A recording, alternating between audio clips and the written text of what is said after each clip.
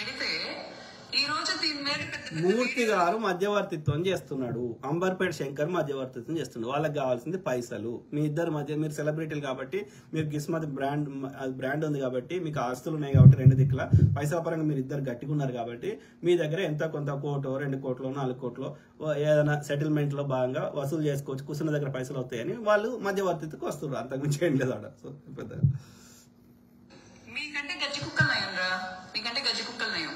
నేను నా whole social media జర్నీలో ఏ రోజు ఇలా మాట్లాడలేదు, కానీ ఈ రోజు ఎందుకు ఇలా మాట్లాడుతున్నానంటే మూర్తి సార్ అనే వ్యక్తి అంత decent and gentle person. Correct, gentle గా వసూలు చేస్తాడు మూర్తి సార్.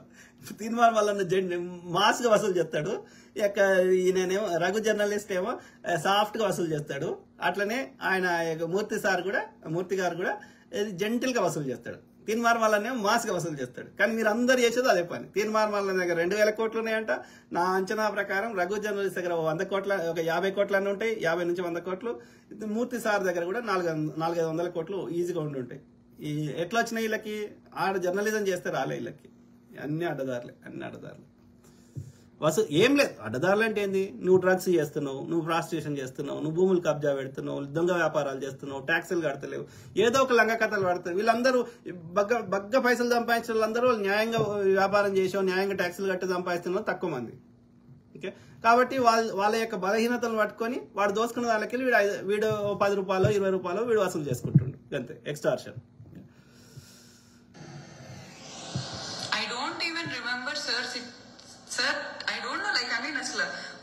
లేకపోతే వీళ్ళకి వచ్చే ఈ జర్నలిస్టులకి నెలకు వచ్చే 1,00,000 2 లక్షలు 5 లక్షలు 10 లక్షలతోటి 1000 కోట్లు ఎట్లా జమ అయితే మిత్రులారా? వీళ్ళకి వచ్చే శాలరీ కానీ, వీళ్ళకి వచ్చే వ్యూస్ ద్వారా వచ్చే మానిటైజేషన్ కానీ, ఈ నెలకు ఒక 2-3 లక్షలు 5 లక్షలు. ఇప్పుడు ఆయన TV5 లో పనిచేస్తారు. ఎంత ఇస్తారు ఆయన జీతం? 1,00,000 2 లక్షలు ఇస్తారు కావచ్చు. సో ఈయనకు వచ్చే 2 లక్షలతోటి నువ్వు 100 కోట్లు ఎట్లా జమ చేస్తావు? Common sense. అది పెద్ద సెలబ్రిటీని పట్టుకున్నది శ్రీరెడ్డి. ఎందుకు పట్టుకున్నది? వాళ్ళతో ఇదే పోతుంది, ఇదే వాడుకుంటది, ఇదే ఫోటోలు తీస్తుంది, బయట పెడతా అని పైసలు వసూలు చేస్తుంది. అది వ్యభిచారం చేస్తే ఎన్ని వస్తాయి? 100,000 కోట్లు అయితే రావు కదా, లక్షలనే వస్తాయి కదా. దానికి లక్షలు కాదు దానికి కావాల్సింది, దానికి 100,000 కోట్లు కావాలి. ఎక్కడికెళ్ళి వస్తాయి? ఒక పెద్ద బడా బాబుని పట్టుకున్నావు అనుకో, సురేష్ బాబు కొడుకుని పట్టుకున్నావు అనుకో, ఆయన దగ్గర 1000 కోట్లు ఉన్నాయి. నువ్వు నేను 10 కోట్లు 20 కోట్లు ఇవ్వకపోతే బయట పెడతా అంటది.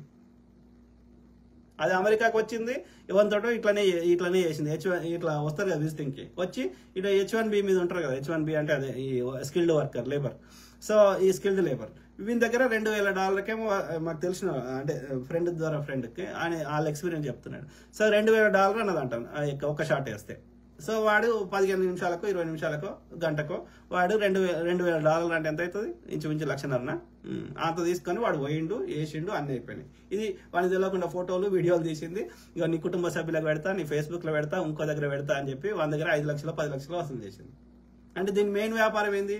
ఆ లక్షన్నర కాదు దీన్ని. ఇది బూచిగా చూపెట్టి వసూలు చేయడం, ఎక్స్టార్షన్. ఇట్లా నడుస్తుంది.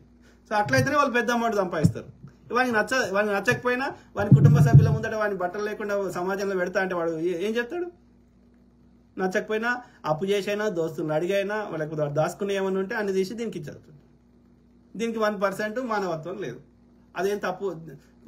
వాడ ధనవంతుని దగ్గర వసూలు చేసినామంటే ఏమైనా సావు. కానీ పేదోడు ఆడేవాడు స్కిల్డ్ లేబర్ పొరగాని దగ్గర వసూలు చేస్తావు. ఇట్లా ఉన్నారు. ఇక అంతే. ఈ క్రిమినల్కి మానవత్వం ఉండదు. మానవత్వం ఉంటే వాడు క్రిమినల్ చేయడు. వాళ్ళు వచ్చేసి నీతిమంతులమని మళ్ళీ వీళ్ళే వచ్చేసి ఆయనకి ఆ విలేకరి గానికి వానికి 5,000 ఇంటర్వ్యూకి 5,000 10,000 ఇచ్చేసి 5,000 ఇస్తారు, 10,000 కాదు.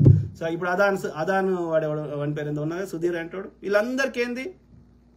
ఇంటర్వ్యూకి 5,000 నుంచి 10,000 తీసుకుంటారు. అందుకే ఫర్ ఇంటర్వ్యూస్ అని చెప్పి వాళ్ళ నంబర్ కూడా ఇస్తారు. సాధారణంగా ఏంది ఇంటర్వ్యూస్ అంటే నీ టాలెంట్ ఉండి నీకేదో ఉంటే వాడే వచ్చేసి నీకు ఇంటర్వ్యూ తీసుకుంటాడు.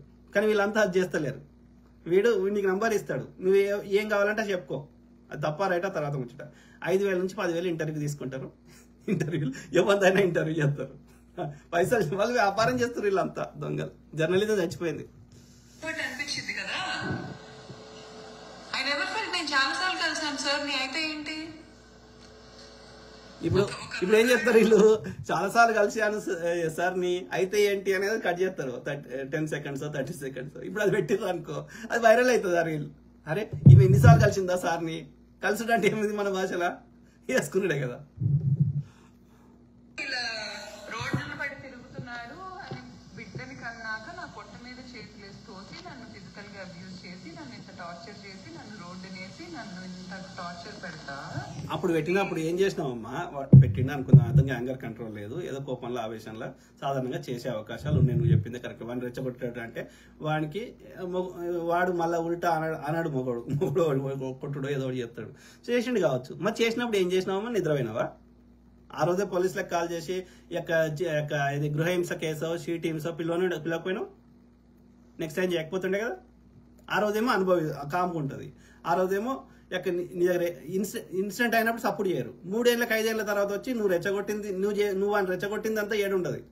3 ఏళ్ళ 5 ఏళ్ళ తర్వాత వచ్చి గృహహింస కేసు పెడతారు. చెల్లుతుంది అట్లా? ఏం ఆధారం ఉంది గృహహింస చేసినట్టు? ఒకవేళ చేసినా కానీ నువ్వు 3 ఏళ్ళు అది నోరు మూసుకొని 3 ఏళ్ళ తర్వాత వచ్చి చెప్తే ఎట్లా చెల్లుతుంది అది? అంటే 3 ఏళ్ళు నువ్వు అది ఓకే అని అంగీకరించినావు కదా. ఓకే అని అంగీకరించి 3 ఏళ్ళు అంతటి కలిసినాక మళ్ళీ ఇప్పుడు వచ్చేసి గృహహింస అంటే ఎట్లా చెల్లుతుంది? నీకు ఎప్పుడు నొప్పి అయిందో అప్పుడు కదా, నీకు జ్వరం వచ్చినప్పుడు టాబ్లెట్ వేసుకుంటావు కదా. సో కాబట్టి ఆయన అబ్యూజ్ నువ్వు తీసుకొని అది మంచిగుందని కమ్మగుందని నువ్వు అనుభవించి దాని ద్వారా ఫలితాలు అనుభవించి దాని ద్వారా పిల్లలు కనుక్కొని ఆస్తులు సంపాదించుకొని అన్ని అయిపోయినాక 3 ఏళ్ళకి 5 ఏళ్ళకి వచ్చి గృహహింస అంటే చెల్లుతుంది అట్లా? కరెక్ట్ కాదు అది. వితిన్ నీకు ఏ కారణం చేత నేను కట్టేసిండ్రు, నీకు కంప్లైంట్ చేయడానికి ఏ అవకాశం లేకుండా చేసిన కేసులలో తప్ప, ఓకే, మిగతా ఏ కేసులైనా ఇన్సిడెంట్ అయినా within 15 days or maximum 1 month లోపల నువ్వు కంప్లైంట్ చేయకపోతే తర్వాత నువ్వు కంప్లైంట్ చేస్తే తీసుకోకూడదు, అది చెల్లదు. కాబట్టి 99% ఆఫ్ ఈ 498 గృహహింస కేసులు అన్ని ఫేకే. కేవలం మగవాడిని ఇబ్బంది పెట్టడానికి కథలు పడుతున్నారు వాళ్ళంతా. ఇలా చేస్తున్నావు ఏంటి అని క్వశ్చన్ చేస్తే కుక్కలన్నీ కలిసేసి నా మీద ఏలెత్తి చూపిస్తారా మీరు? కుక్కలంట, రేపు నన్ను కూడా కుక్క అంటది. ఇది ఏం చెప్పాలి, కుక్క మంచిదే అమ్మ. కుక్కకి నేను నా ప్రాణం ఏమాట ఇస్తా కుక్క కోసం. దానంత విశ్వాసంగా, దానంత అండర్స్టాండింగ్ గా, దానంత మెచ్యూర్డ్ గా మనుషులు నాకు కనిపిస్తలేరు. ఇప్పుడు నా దగ్గర ఉన్న కుక్క ఒక గంటను, ఒక 2 గంటలు, ఒక రోజు లేకపోతే నేను అన్నం తినా. సో వాటి యొక్క విశ్వాసం కానీ, వాటి కంపానియన్షిప్ కానీ, వాటి ప్రేమ కానీ, వాటి సచ్ఛీలత కానీ మనుషులకు కూడా రావాలని నేను ఆ యొక్క ప్రకృతిని మాత్రం ప్రార్థిస్తా.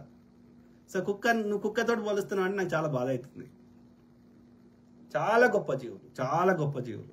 ఓకే, అది రోడ్డు మీద వాటికి పెరిగిన వాతావరణంలో అది దాని తల్లిదండ్రులు సమాజంలో దానితో ప్రవర్తించిన తీరుని బట్టి రోడ్డు మీద కుక్కలు, స్ట్రీట్ డాగ్స్ అట్లా ప్రవర్తిస్తాయి తప్ప దాన్ని ఒక మంచి అంబియన్స్ లో పెంచితే best creature on the world, ఈ భూమి మీద అన్నిటికంటే బెస్ట్ క్రీచర్ ఏదో అంటే, మిగతా జీవులకి ఏదో ఒక లోపం ఉండొచ్చు, దాని స్పెసిఫిక్ ఇన్స్టింక్ట్ ఉండొచ్చు, కుక్క ఇంకా పిల్లికో, పాముకో, ఇంకో జీవికో కానీ, సింహంకో, పులికో కానీ బెస్ట్ మెచ్యూర్డ్ అండర్స్టాండింగ్ ఉండి తొందరగా ఏదైనా అడాప్ట్ చేసుకొని బెస్ట్ ఫ్రెండ్ అండ్ విశ్వాసంగా అన్ని విషయాల్లో the perfect being on the earth is dog, కుక్క.